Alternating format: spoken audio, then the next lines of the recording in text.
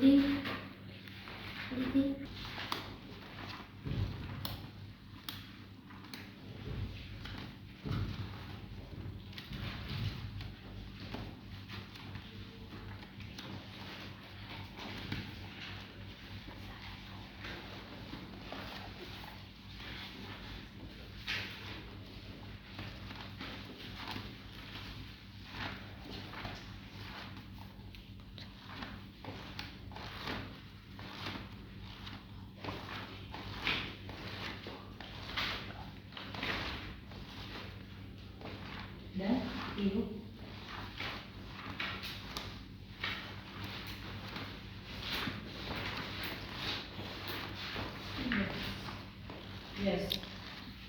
Done રુદ્ર.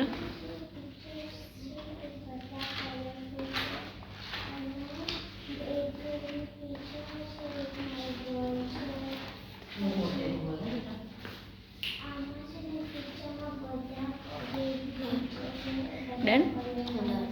Yes બોલો. આમાં છે ને ટોટલ આ બુકનું નામ છે વેડિંગ ક્રાશર. આમાં મેનલી 4 કેરેક્ટર છે. એક મેન જેરીનો, બીજો છે જે લાસ્ટ પેજ ઉપર કવર પર આપેલા છે એમાં, કંઈક બીજો છે ટ્રેપ નામનો એક માઉસ, પછી ત્રીજો છે થે નામની એક ફિમેલ માઉસ છે, અને ચોથી તે એક ફિમેલ માઉસ છે. આ મેલ માઉસ છે જેનું નામ બેલ્જિયમ છે, બેલ્જિયન છે.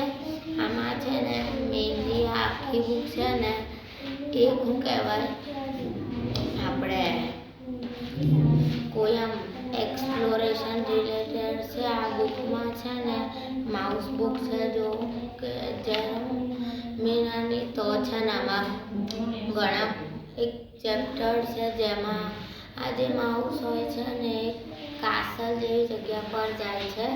તો અહીંયા આગળ એને છે ને એક માઉસ મળે છે, એનું કશું નામ હોય તો એ છે ને એને કહે છે કે એક્સપ્લોરેશન ડુ એ ઇન્ફોર્મેશન એને આપે છે.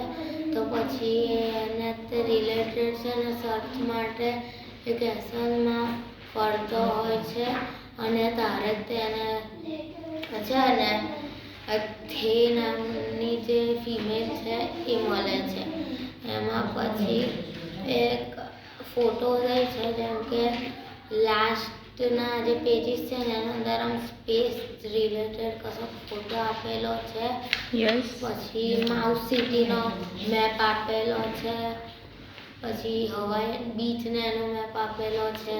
પછી એના અંદર બીજા માઉસના રિલેટેડ ફોટોસ છે, જેમાં ફોટોઝમાં ઘણી બધી આમ સ્કૂલ જેવી બિલ્ડિંગ આપેલી હોય, કાસલ આપેલું હોય, કે કોઈ આમ ભીડવાળી જગ્યાઓ કે એવું બધું આપેલું હોય. આમાં મેનલી એવું બધું જ છે.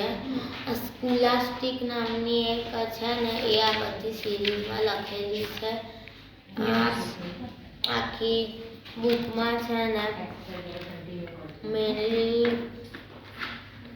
આમાં કલરફુલ બુક છે, પૂરી લખેલું બધું બ્લેકમાં છે અને હાઇલાઇટેડ કલરફુલ છે.